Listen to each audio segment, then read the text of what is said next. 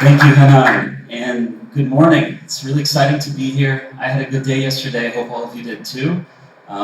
Thank you to all the Nubankers that made this event happen. I have to admit, I had nothing to do with it. I didn't lift a finger, and it just happened with lots of courage, and we're learning how to do this, and this is just the first one, hopefully, as Stu said, of many. But thank you for all the effort. Thank you, Hanan. Thank you to the whole team. It's great.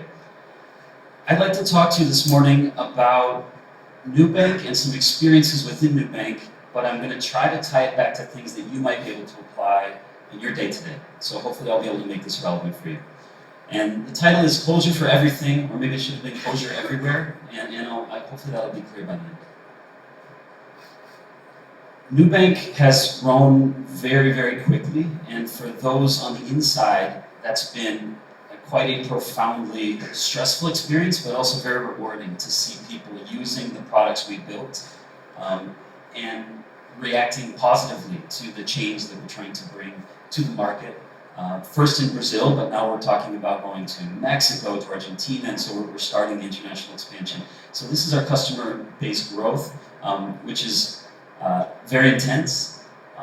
In addition, we've been growing quickly in terms of headcount. So this is what it feels like inside Nubank. Your colleagues are exploding. And this isn't engineering, of course. So engineering is about 300, something like that. But this is overall headcount, and there are certain problems that scale more with headcount than with customer growth. And I want to talk a bit about that. To give you a sense for some high-level numbers, 330 engineers is the right number. 315 microservices. Pretty much every single one is Clojure. About 400 deploys a week.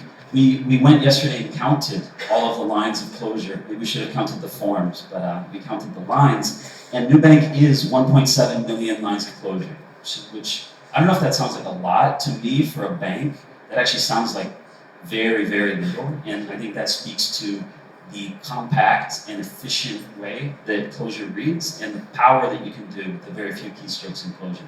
So we really like it. 3,000 lines of code per service. This is an approximation. I think there's probably some test code in there. Usually we think of our services as less than 2,000 lines of Clojure, something that you could rewrite in a couple weeks.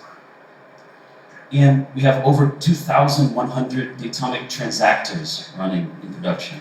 So there are lots of scale, there's lots of services, there's lots of Clojure happening, and we really, really like it. And that leads me to the next thing I want to talk about, which is we like Clojure so much that we find ourselves wondering, how can we use it more? And where are we not using Clojure? And how can we leverage what over 300 people know and love? And when you come from other languages to Clojure, and most people do, we almost hire nobody at Nubank that already knew Clojure when they joined. This is something we teach, we grow, people learn it. It works really well. It's the easiest language to learn, even though it doesn't feel like that initially. So you may have to trust me on that one. But we want to find ways to leverage that because we've invested, we've gotten 300 people very comfortable with Clojure. And when you take that away from people who have become used to Clojure, they don't like it. And I think you'll see some of the things that happen when we don't get to work in Clojure in this talk. I'm not going to talk about the production stack today. I'm not going to talk about microservice architecture, Kafka, immutability, all that stuff. I think it's well covered. I put some links here, so if we share the slides later, which I think we will, there's a lot of good talks about that already. And so I don't want to duplicate that material. I want to talk about something that I don't think we have talked about yet, which is basically this iceberg in a sense, starting from the app, right, which is the visible thing. All of our competitors think that competing with Nubank means copying the app. Right? And as engineers, we know that there's actually a lot of other things happening under the waterline. The app is just the tip of the iceberg. But I don't want to talk about the app. I don't even want to talk about the backend for front ends, the GraphQL, Pathum, those excellent APIs. I don't want to talk about microservices. I don't want to talk about infrastructure. I don't want to talk about ETL. I don't even want to talk about CI and CD. I want to talk about something super deep, which is what we call glue. Actually, we don't even call it glue. We don't even talk about it. So that's actually why I wanted to talk about it. I want to talk about the glue code, the connective tissue that holds Nubank together as we scale to lots more employees, as we scale across countries, there is code that is generally, I think, thought of as less important than production code. And I'd like that to change at Nubank. So why is it hurting? Why is this relevant? I think that certain things scale badly in ways that you don't expect. In fact, our customer scaling is scaling better, I think, than most people would expect. I don't want to say that that's the easy part, because there are people working really hard on the sharding and making sure that as we add millions of customers a month, everything stays up, everything still runs. But customers, in terms of their load profile and the way customers work in our services, they actually look fairly similar, right? You don't get to 13 million customers having unique code running for each one of them. Unfortunately for employees, it's a bit harder. Employees have different functions, have different permissions, have different roles. So employee headcount growth actually leads to stress and pressure on the system in ways that is non-obvious, especially if you haven't operated at this scale, which I certainly haven't. To get there, I want to talk a little bit about stories of users at Nubank. So let's imagine we have a young marketing analyst who is very passionate, very excited, just joined Nubank. It's a very, very special moment. They're full of hope, they have ideas, they want those ideas to impact customers and make customers' lives better. In this case, I have an idea for an email. Customers are confused about their credit card bills. True story. This email will solve it. Less true, but let's presume that that's true. This email will solve that customer confusion, and it's just an email. Let's do my idea, right? So that's, let's create something. That's a great moment. What can happen? So first of all, young marketing analyst arrives in a team and says, engineers, let's do my idea. It's very exciting. Who's been in this situation before? And the engineers say, cool, we like ideas, but everybody's got an idea. It's usually easier to think of those ideas than it is to implement them in production at scale with a high level of quality. So we tend to have lists of ideas that we aren't doing or can't do, and that can be disappointing to people. But that's kind of structural. That's how the game works. But this marketing analyst says they look busy, and I can empathize with that. The engineering team is busy. I'll do it myself. Why not? Right? YOLO. I have courage. Where to start? So the code examples in this are going to be a little hard to see on the screen, but it's not so important. I think you'll get the idea. So this is a repository called Notification, which we created to do notifications. Back when I used to name services, they were all named exactly what they were. Now people name things crazy things, but this one is Notification. And it's a Clojure service. It's 98% Clojure, right? And Nubank is good at Clojure and we like it, so this is a good service, right? Our marketing analysts can have a good time here. 207 contributors. There's a README. Let's get started. How do I do this? Okay, it's just a checklist, so all I have to do is wait. Topic, consumer, trigger, template, postman. What is that? Oh no, and suddenly that hope and that optimism is slowly bleeding away. And young marketing analyst says, this may not be as easy as I thought, but I'm going to go for it anyway. So, all right, so I'm going to go into this project and I'm going to find, based on maybe other pull requests that I've seen, the resources folder. And I'm going to go in there and I found an HTML file. And HTML is not code, it's HTML, so I can do this, And let's say I can do that, right? And then I notice on other pull requests that there's another folder that I have to change. And this is called source. So that sounds a little bit riskier, right? We're talking about the source code of a critical infrastructure project, the stoppage of which would be very harmful to our business and our customers' experience. But YOLO, right? Let's do it anyway. I opened a pull request. Right, I powered through. I don't know about balance in parentheses, but I did it. I opened it. The engineers don't seem excited even to review my pull request. What is happening here? And someone told me that I broke an integration test. What is that?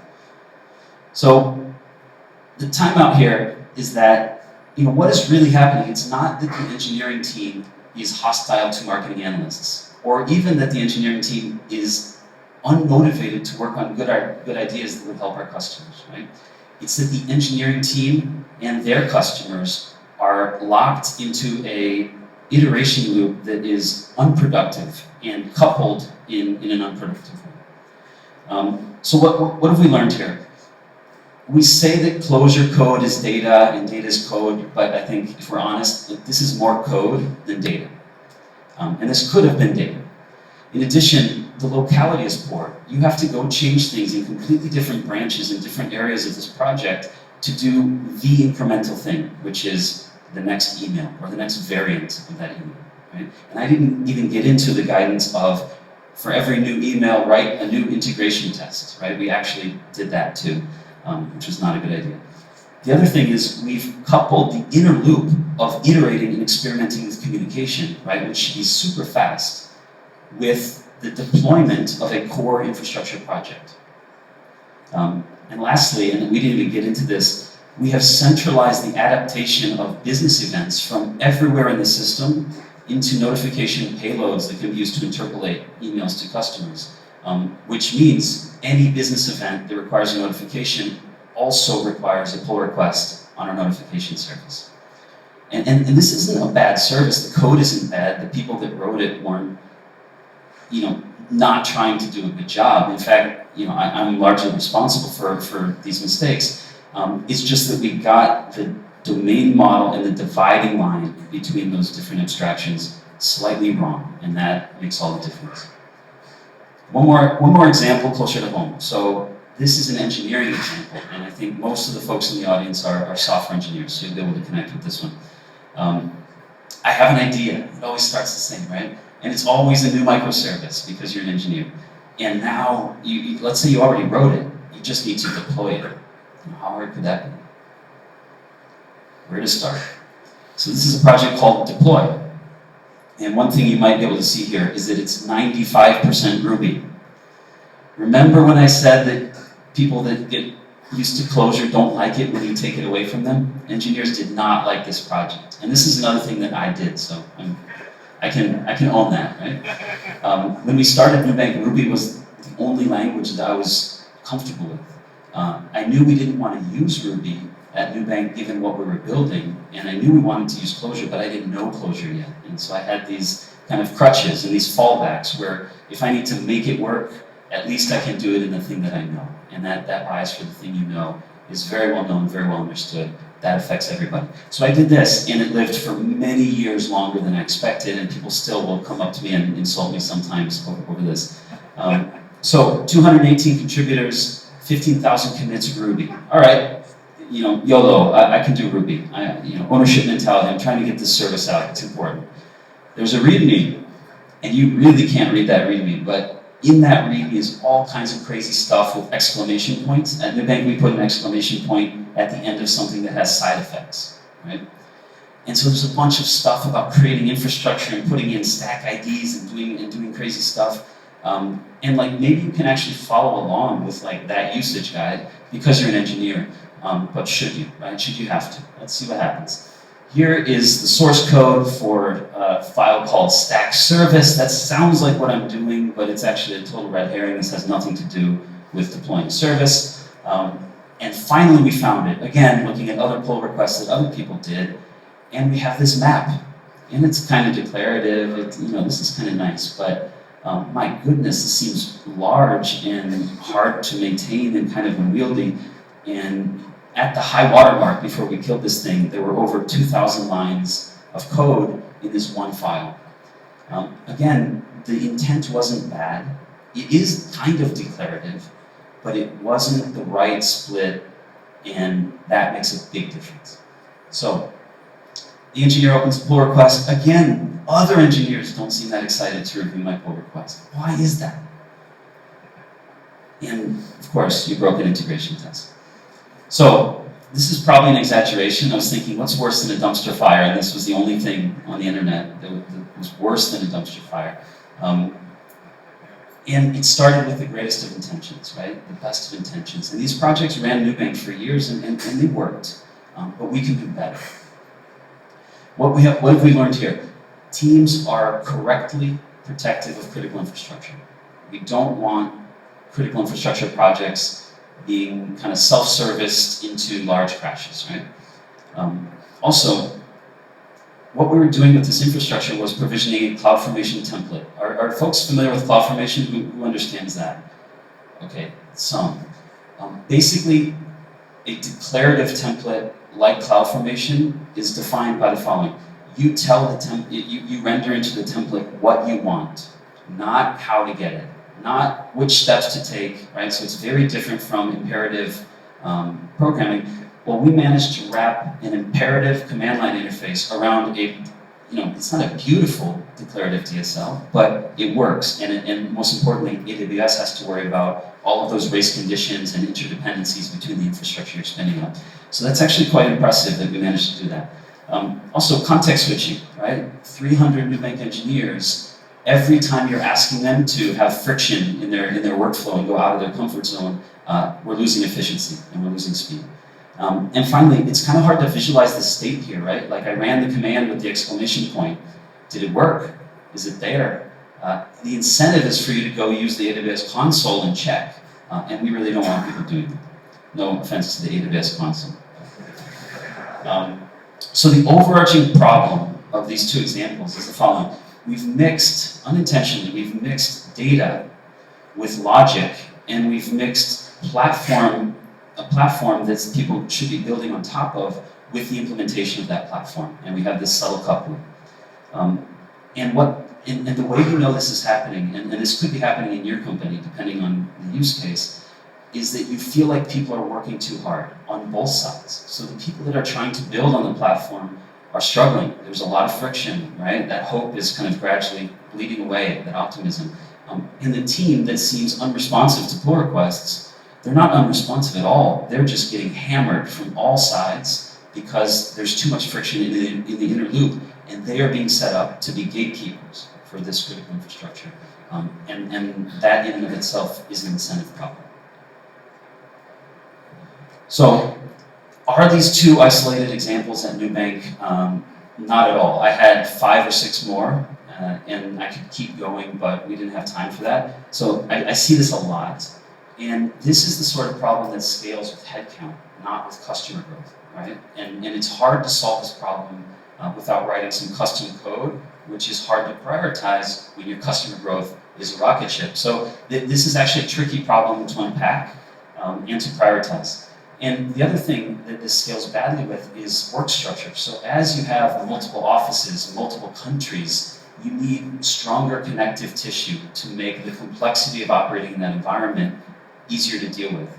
And so at the moment when our connective tissue needs an upgrade, we're actually lagging the company in that respect. And so this is what I'm referring to as glue code. This is code that we think of as almost like a second-class citizen, right? It's not production, it's tooling.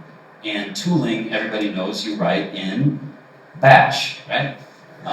Unfortunately, that's what we do most of the time, thousands of lines of Bash. And I think only recently have we stopped to ask ourselves, why? Why aren't we using the thing that we know how to do at high quality with good tests in production? Why aren't we using that everywhere? Why aren't we leveraging that thing that everybody already knows and likes into the other areas that are deeper in that iceberg and stuff that we typically, historically, haven't thought about? The last thing that I want to talk about is that friction, right? So sometimes as engineers, we can get a misleading demand signal from the amount of people trying to use our platform, specifically because our platform is too hard to use. So that friction involved in iterating actually suppresses the demand that you would see if the cost of iterating on top of your platform was lower. And so we tend to even underestimate these problems when we see them, because there are a lot of people who aren't like the young marketing analysts, aren't willing to punch through that. They'll say, life's too short, right? And I think seeing how many patterns are emerging in Nubank whereby with a sufficient understanding of the domain, we would redefine what's the data and what's the platform and kind of refactor that to make for self-service. And I see this in other domains. Our acquisition flow, getting your product into the store. Our finance team, getting your product into our financial accounting and our reporting to the central bank. There are a lot of things whereby a small declarative data-driven approach combined with platform automation, would actually decouple and release a bunch of stress in the organization. So maybe you have these sorts of things in your companies. How do we solve it? My proposal is that we split the high velocity content. And churn, when you're talking about content, is not bad. It's actually good. Churn means you're moving fast. Churn on a code base, right? Churn on a logic code base is generally thought of as bad, and engineers will look at that and say, yeah, something's wrong. There's a smell here. We shouldn't have 12,000 commits on this repo. We shouldn't have 300 contributors. It's a core infrastructure project. What's going on there? So if you separate the content from the platform and the logic, then you can unlock customers to flow at their pace. And we have a lot of examples of this working at Nubank, and some examples of it not. In addition, let robots do the validation and the gatekeeping. Right? You have a very, very high leverage moment before merging pull requests, whereby you can actually enforce the rules and behaviors and the incentives that will speak louder than words. You could go and give talks to everybody in the company, and still people would understand 40% of what you said. You change an integration test that is the gatekeeper to merging a pull request, and you change behavior immediately. So let the robots do what they do, and let the robots synchronize that state into wherever it needs to go. And finally, let engineers build the next platform versus operating the current platform. That's a clear anti-pattern. And the way that you need to kind of break these things apart tends to result in needing to glue them back together somewhere. So reading the declarative data, parsing it, validating it, synchronizing that state somewhere, all of that stuff we consider to be glue code, and all of that was happening in crazy ways, in Python, in Bash, in Ruby. That clarity and that consistency that we had on our production stack, we somehow didn't have for everywhere else at Nubank. And I think that was a missed opportunity. So let's revisit the example of notifications. Here is the way it works today. So if you can read the top, we have a path into a repo on GitHub. And the first feature here is that the path is a tree, which humans already know how to navigate. Right? So the first template, I know what a template is. The next, Portuguese. I know that I'm working in Portuguese and not English or Spanish. Brazil, I know that I'm focused on Brazil, not Mexico or Argentina, right? Acquisition, and this is super important. There's a team called Acquisition at Nubank, which means we've now namespaced everything in there based on that team. So you've made that context much more local. And then invite. This is about inviting customers to be Nubank customers. So you've actually scoped it down to a feature or a domain. And in here you have tons of variants for A/B testing of different emails. And the only thing that you need to do here is add an EDN with some metadata and add an MGML file, which is an email optimized DSL for HTML, right? And you don't have to edit anything else. So we've achieved locality, we've achieved the copy paste that everybody wants to do. You come here, you copy something that works, you paste it, you rename it, you adapt. So this is actually something that works for our marketing analysts. In addition, we've given the marketing analysts more power as well. We've actually given control over A/B testing. So you can actually set percentage distributions for different templates here, and you can do that without speaking to engineers. Not because we don't like talking to engineers, but this is that fast iteration loop. We do not want to be in the middle of that as engineers. In addition, we can actually compose other tools, right? So we have the GitHub UI, which is great because it means we don't have to build a custom UI, and because who has time for that, right? So this is actually an MGML app that I downloaded from Mac, and I can actually just navigate that tree structure here and visualize in a live way the email that I'm editing. So that's a pretty good experience for our customer as well. And I'm saying customer, I'm talking about employees, other employees of Nubank, but for the deeper platform teams, I think that customer mindset, that is our customer, so that they can serve their final customer, and all rivers run to the sea in that sense. And this is where the engineers focus, right? We make sure that the rules of the game are clear, are as restrictive as possible, and are properly enforced. That's something that we can do that other people can't do. So this is a test about validating EDNs. And spec, I don't know if anybody's giving a talk about spec, I think not, but spec is really, really powerful for this. And so take a look at spec if you're using Clojure, and you're thinking about DSLs, because you can actually define, this is not even a very good spec by the way, but you can define very, very strict rules that is super powerful, and that thing will fail if somebody breaks those rules, and it will fail, if you use expound or something like that, it'll fail in a way that people can actually understand what they did. Oh, I missed a required key, right? Oh, that's not a number, it's a string. And so this is actually really, really cool for that decoupling. And the beautiful thing that happens when you get all this right is that pull request reviews happen locally. So somebody that has the context about what you were doing is going to review, and then you just merge, right? You're not waiting for approval from gatekeepers, and the engineers are comfortable with this because we're enforcing all those rules right here, which you can't see, but this is a Nubank GoCD pull request validation that runs and tells us that everything is valid. And you can validate a ton of things, probably more than you think. So that way, engineers are safe, and the system is safe, and people are free to iterate quickly. Let's take the example of the deploy with the engineer trying to put their service into production. Right? Here's another thing that we've done. This one's harder to read, but here you have definition, services, acetobacter.edn, which I thought was a cool service name. I have no idea what that service does, but and here you have a declarative template as well. It's just an EDN. Somebody has defined the rules of the game for that EDN, so if you put something wrong, it will fail. So you don't have to be worried about that. You can copy from another one and paste. And also, again, you can't see this, but you only have to define the things here that differ from the defaults, which means you only need to decide, why is my service unique and different from the standard service, as opposed to redefining all the boilerplate. And so engineers actually like this. They go, they put their service there, and it happens, right? You merge to master, and somebody will make sure that that service happens for you. So that's an elegant decoupling.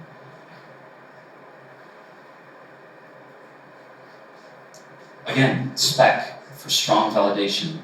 It's not enough to know that it's valid JSON or valid EDN. You need to make sure that those rules are enforced, because if they're not, you get the risk compensation thing happening, whereby it's not safe to go fast and people slow down, and that's actually totally rational, in the same way that no seatbelts in cars means that you go slower. So this is your seatbelt, and if you get this really, really tight, people go really, really fast. And so in that sense of, constraints actually spark speed and productivity. This is an example of smart defaults. So we don't need every engineer at Nubank to know about JVM options. We certainly don't want them to know about scaling and making sure that things run in multiple availability zones, right? It's obvious, take care of that for them. Also, we can actually give them alert templates, right? There's a bunch of alerts here that probably are what you want, and by default, that thing will just work. Here's an example of an alert template that is integrated with Prometheus, which then escalates based on thresholds and triggers to Ops Genie, which eventually calls you at home at night on the weekend, which sounds bad, but like the seatbelt thing, that's actually good, because what that means is you don't have to check Slack all weekend long. You know that if something went wrong, you're going to get a call. And so, ironically, by putting yourself in an on-call rotation, you have peace of mind, and you don't have stress. And it's not exactly what people expect. So the magic that happens once we merge a declarative definition of infrastructure to master, and that's our DSL, we made that up. There are other things out there like Terraform and Cloudformation. We don't want that for our company. I think that you probably don't want that for your company, because you're not trying to expose everything that's possible on AWS to your internal customers. You want to expose the things that you want people to do. You want that to be opinionated and minimal so that you get consistency. If it's too wide open, then people will do everything, and later on you're going to have headaches trying to figure out, how do I get some leverage here to clean things up very quickly. After the pull request validation passes and you merge to master, the orchestrator of what happens next is typically CI/CD, and you don't want to have two, so you want to pick one and stick with it. Not all the glue code doesn't have to run in the CI/CD, right? You could trigger lambdas, you could run bash scripts, you can do a bunch of things, but the control of the flow to how these things get to where they're going, we use GoCD We use Circle CI typically for PR value, but pull request validation. But typically we'll use OCD, and that will be the gatekeeper of the steps to get to production, for example. And so what happens is that whole definition gets exported as data to S3, and now it's actually data. Every other service in production can leverage that data to make decisions about the other services that exist, to understand configuration. That doesn't happen that much, but it could. Also, we can apply that state to Kubernetes, which is the way that we deploy containers at Nubank, and we can actually converge that system to the state that we declared we wanted, without worrying about how that happened, or without telling the system which steps to take. We declaratively converge that in a very similar way to Cloudformation, except the target is Kubernetes and not AWS.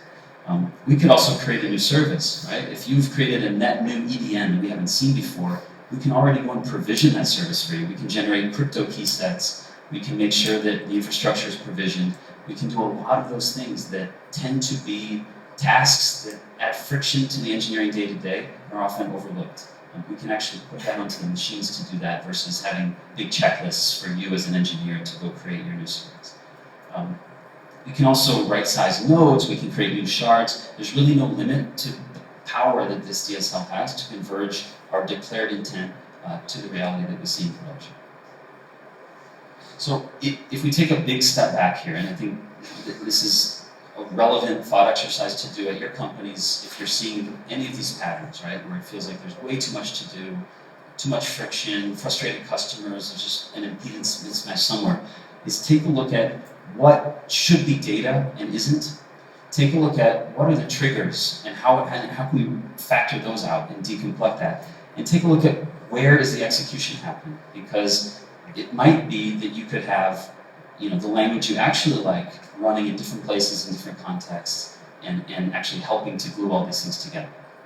So for Nubank, the theme that I see and that I keep coming back to for lots of different use cases, not just the couple that I said, is getting the right declarative DSL with the right enforcement of that, getting more ports so that our services can react to, or our code base, not just our services, can react to more types of events. And I'm referring here to ports and adapters. I'll talk a bit more about that later.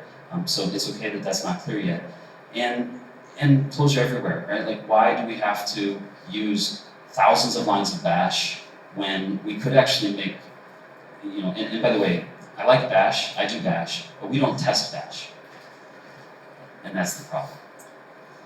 Google recommends anything under 20 lines, use bash, go for it. But at Nubank we have hundreds of lines of bash there, so not something we want to continue. So Clojure, look at deps.edn for Clojure command line interfaces and Cleanmatic. I'm going to talk a little bit about using the same application code you might be running in a different runtime context. So instead of containerized, right, with a container on Kubernetes, maybe you want to run your Clojure function as Lambda, and opening up those possibilities so that the customer, right, of this sort of work, which is the engineers at Nubank or the other folks at Nubank, doesn't have to have that complexity. For declarative DSLs, the patterns that I'm seeing are, and these are kind of questions you can ask yourself, is it local? Can I make a change in one place and that can be the right change to make? Because if you have to go and make changes in various different places, it could be the right thing to do, but it tends to be a smell. Is it granular? Right? We don't want long lists of 2,000 lines, right? Even if that's declarative, that's not what you want.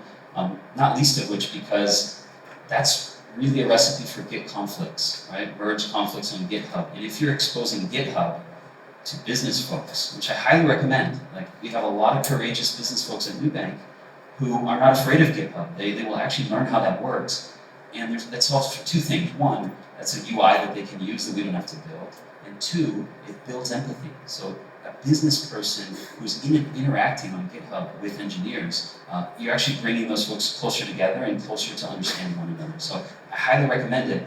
But if you set them up to fail by having huge files whereby if you append and someone else appends, you've already failed, which by the way is the most likely outcome, you're not doing yourself a favor. So you should be looking for very small files, ETNs, JSONs, that kind of thing. So granular. It should also be minimal. You do not want a general purpose DSL for the internet or for AWS. You want the thing that makes sense for your company, right? And you want to expand that as and when it makes sense. but not before. Giving people way too much flex will actually lead to problems down the line, in my experience. You also want it to be canonical. You want committing that EDN file to that repo.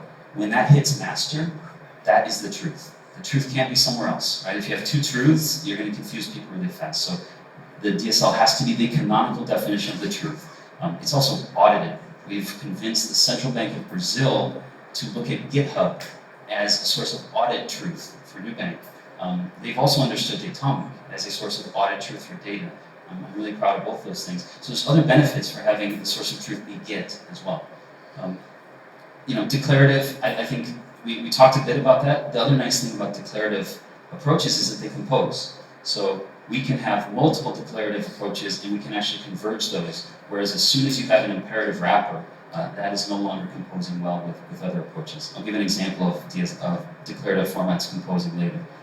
And also defaults. So if there are things that you can have safe defaults, do that so that people don't have to write that thing over and over and over again.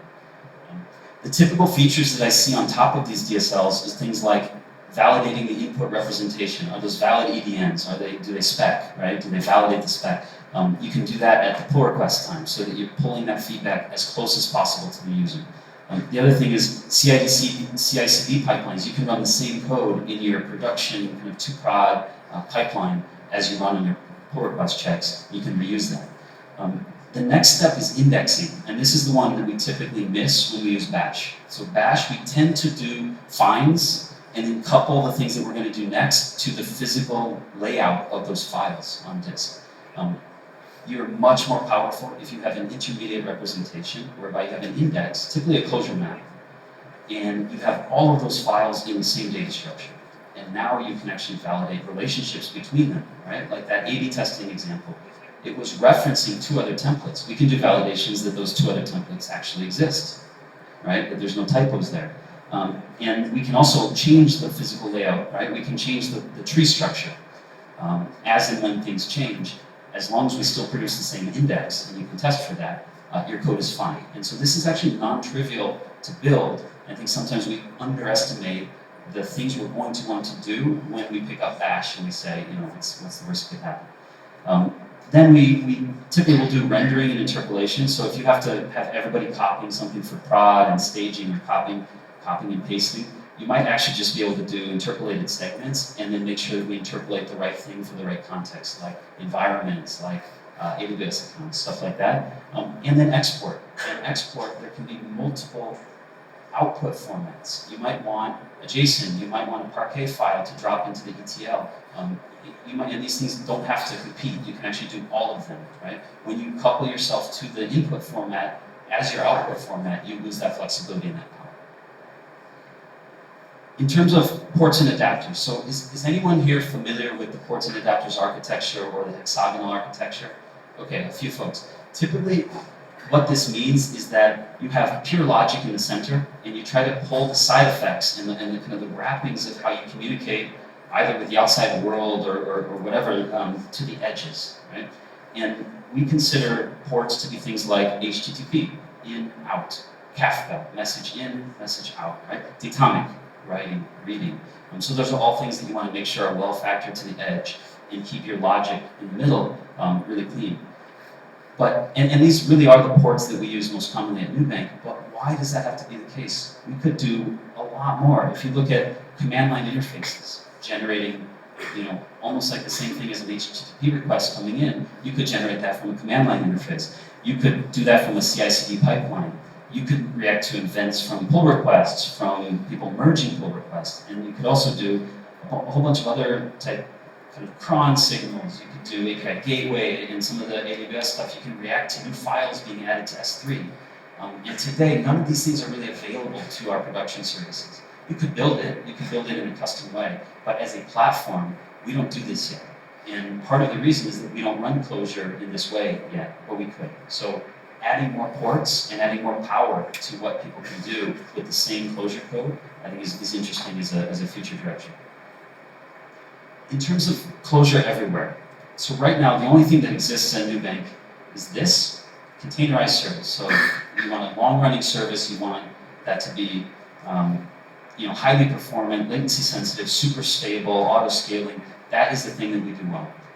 But I think there are other possibilities for deploying Clojure code at Nubank that we could furnish to our engineers as a platform. The one we've looked at first is Lambda. And this is a quick spike that we're doing, and I'll share like a little experience report on that. We don't have time to go super deep. But it's working well. And so and you don't even have to make a new project, right? You can actually pick any function of any Clojure service and export that as a Lambda with a little bit of wrappers on the outside, right? Don't change that thing in the middle. But we could also think of exporting a Clojure function as a Dockerized command line interface that's available to all Nubank engineers. We don't have to put the code that powers the CLI into the repo that houses the CLI. We can decouple those things. In that case, the content of the CLI is all those applications that it can call into, as opposed to their implementations. Kubernetes jobs. Right? For those who use Kubernetes, we could think of other clouds, Google. We could think of a lot of different use cases, but this concept is relatively new to us. And I want to drill into Lambda, just in closing, a little bit deeper because I think there's something special about Lambda for Nubank, and it may be that there's something special about Lambda for you or not. The analogy that I like to use is that of a kitchen. If you think of your AWS account, right? It's a busy kitchen. People are doing things, people are inside, people are making food, handling knives, handling fire. But we're all experienced engineers, and so nobody gets hurt, right? It's fine. Everybody can have access to the kitchen, right? This isn't how society works, though. We don't let everybody into the kitchen. And there's actually good reasons for that. Health and sanitation regulation, lawsuits, right? That, you can imagine those. There is something that we do in society. We use menus. And this is good for two different reasons. One, when you order off the menu, you're not too worried about the restaurant burning down as a result of you ordering the wrong dish, right? And your expectations about what's available to you are aligned, right? If you order something that we already make, we know how to give it to you. In contrast, adding new items to the menu is different, and you expect it to be different. You expect it to take longer, you expect it to involve infrastructure code. And when people don't know the difference between those things, you can get that coupling, whereby expectations are not met. You thought it would be easy and it was hard. So I think menus are good. And lambdas work like menus. Lambdas work like a kind of maybe a highly protected piece of source code that you have a team that has master branch protected, and they're going to make sure that that code, which is sensitive, is never changed by the marketing analysts. Okay? And that works, and those branch protections work. And that Lambda can do things that we don't want normal users to do. So if you take Cloudformation as an example, if you put a Cloudformation template into AWS and you say, I want this infrastructure, you, as your user, needs to have all of the permissions necessary to provision that infrastructure.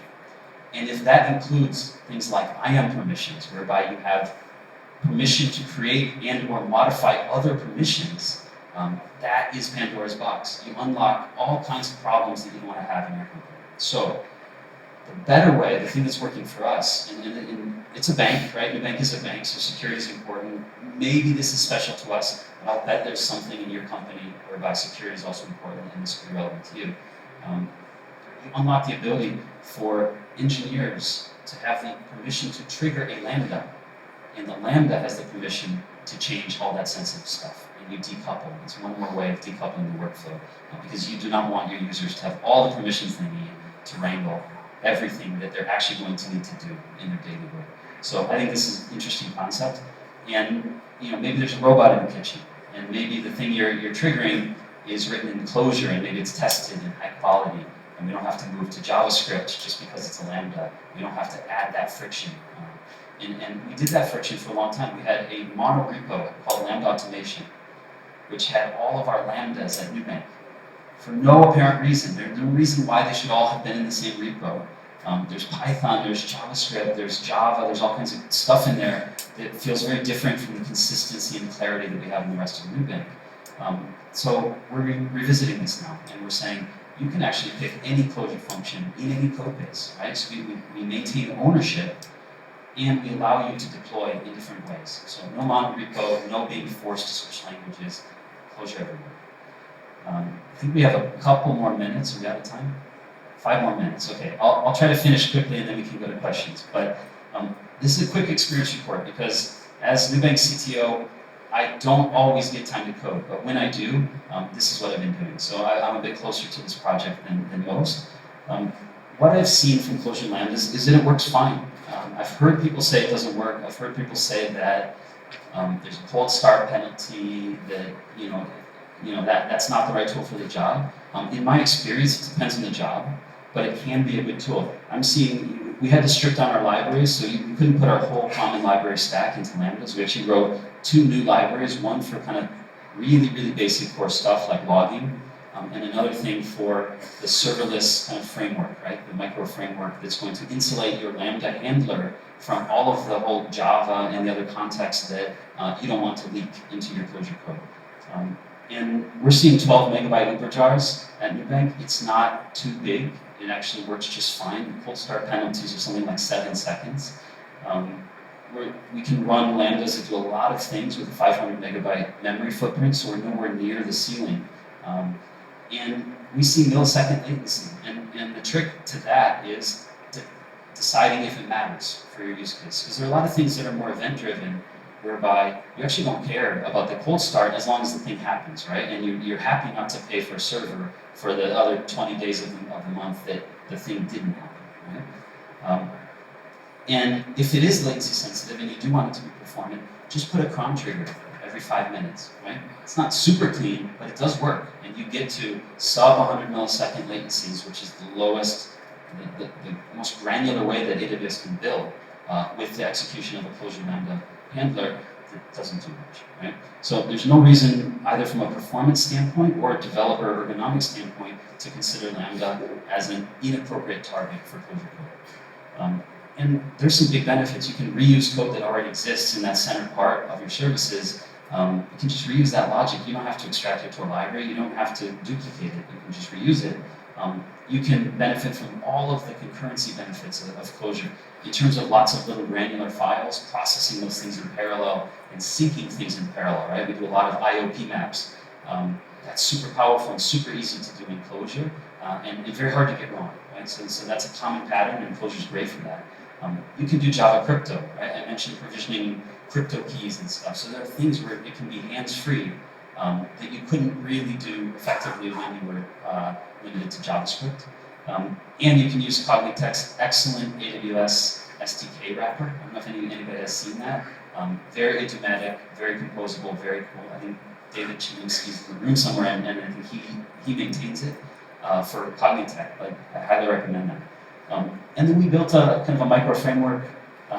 We built some Lambdas instead of packaging everything as a library dependency of your Lambda. Sometimes your Lambda just depends on other Lambdas, and Lambdas compose in that way. So we have Lambdas that deploy other Lambdas, again, so that the engineer doesn't need the permissions to deploy and provision everything that a Lambda would need access to, right? Order off the menu. We also have an authorizer. So standing up an API gateway, we have a generic authorizer that knows how to speak to our auth service and validate our Nubank JSON Web Token, API keys and OAuth tokens and stuff. And we write that once. We don't have to package that inside every Lambda, right? We can actually integrate that into API gateway. So that's a different way of composing. Normally we're used to having functions compose and having library dependencies and kind of everything's in the Uber jar. And this is a bit more decoupled. And as an engineer, we have very similar themes to what we talked about with declarative DSLs earlier. There's a definition, which you put into definition, literally. You write your handler, which is a Clojure function that takes an input and a context. Simple.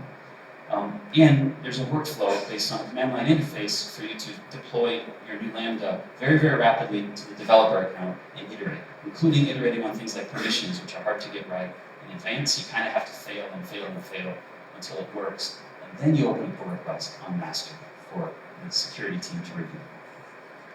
So this is an example of definition. And literally, if you want high performance, low latency, you just add a keep warm cron every 5 minutes. You'll pay 100 milliseconds of Lambda invocation and it works. We can also, this is another example of a DSL. We have a small set of valid things that an engineer can do to declare a Lambda. And that's actually compiling behind the scenes into AWS's serverless application model, which is composing on top of Cloudformation. It's kind of like a macro expand on top of Cloudformation.